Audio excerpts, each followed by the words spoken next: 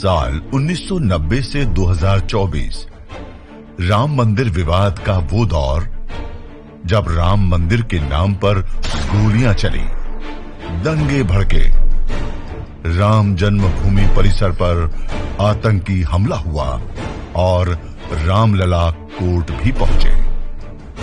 80 के दशक में दो ऐसी घटनाएं भी हुई जिनसे राम मंदिर विवाद का रुख ही बदल गया। 1 जुलाई 1989 को उत्तर प्रदेश हाईकोर्ट के पूर्व जज देवकीनंदन अग्रवाल ने खुद को राम मित्र और रामलला विराजमान को न्यायिक व्यक्ति बताते हुए विवादित जमीन पर रामलला का दावा पेश किया। इसी साल नवंबर में कांग्रेस सरकार की परमिशन से अयोध्या में विवादित ढांचे के पास शिलान्यास किया गया। मुस्लिम पक्ष ने इसका विरोध किया तो भाजपा को मुद्दा मिल गया। भाजपा नेता लालकृष्ण आडवाणी ने राम मंदिर के लिए 25 सितंबर 1990 को सोमनाथ से रथ यात्रा शुरू की। 20 अक्टूबर को इसे अयोध्या पहुंचना था, मगर बिहार में रथ यात्रा को रोक आडवाणी को गिरफ्तार कर लिया गया। इससे अयोध्या में जमा कार सेवक उत्तेजित हो गए। 30 अक्टूबर को कुछ जत्थों ने विवादित ढांचे में घुसने की कोशिश की। तत्कालीन मुख्यमंत्री मुलायम सिंह यादव की सरकार के आदेश पर पुलिस ने भीड़ पर गोलियां चलाई। 16 कार सेवक मारे गए। 1991 में यूपी की सत्ता में भाजपा आई। उधर मंडल कमीशन की रिपोर्ट लागू होने से देश में अगड़ा बनाम पिछड़ा राजनीति तेज हो रखी थी। कल्याण सिंह सरकार ने विवादित 2.77 एकड़ जमीन को कब्जे में ले लिया और 42 एकड़ जमीन विश्व हिंदू परिषद को लीज पर दे दी। फिर 6 दिसंबर 1992 को वो घटना हुई जिसने अयोध्या की सूरत ही बदल दी। इस दिन के बारे में एजी नूरानी अपनी किताब Babri Masjid a matter of national honour में लिखते हैं, 6 दिसंबर की सुबह लाखों कार सेवक अयोध्या पहुंचे। नारे लग रहे थे, मिट्टी नहीं खिसकाएंगे, ढांचा तोड़ कर जाएंगे। कार सेवकों की भीड़ ने 6 घंटे के अंदर ही मस्जिद का ढांचा गिरा दिया। इस घटना से देश भर में दंगे भड़क गए।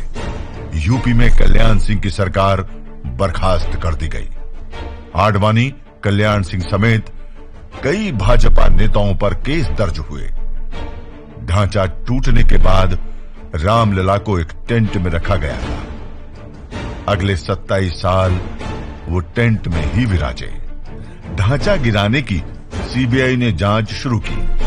अदालतों में केस खिंचता रहा और राम मंदिर आंदोलन का स्वर धीमा पड़ता गया। मंदिर आंदोलन की चिंगारी को फिर 10 साल बाद हवा मिली। साल था 2002। गुजरात के गोधरा कांड ने देश में राम मंदिर की चर्चा तेज कर दी। इसी साल इलाहाबाद कोर्ट ने राम जन्म स्थान स्वामित्व विवाद में सुनवाई शुरू की। 2003 में कोर्ट ने एएसआई को सर्वेक्षण का आदेश दिया। एएसआई की रिपोर्ट के मुताबिक खुदाई में 10वीं शताब्दी के ऐसे पत्थर मिले जो हिंदू मंदिर के हो सकते हैं। 2010 में इलाहाबाद हाईकोर्ट ने विवादित जमीन को निर्मोही अखाड़े, सुन्नी वक्फ बोर्ड और रामलला विराजमान में बांटने का फैसला सुनाया। लेकिन 6 महीने बाद ही सुप्रीम कोर्ट ने इस फैसले पर रोक लगा दी और राम मंदिर से जुड़े मामलों में खुद सुनवाई करने का फैसला किया। 2014 लोकसभा चुनाव में भाजपा बहुमत के साथ सत्ता में आई।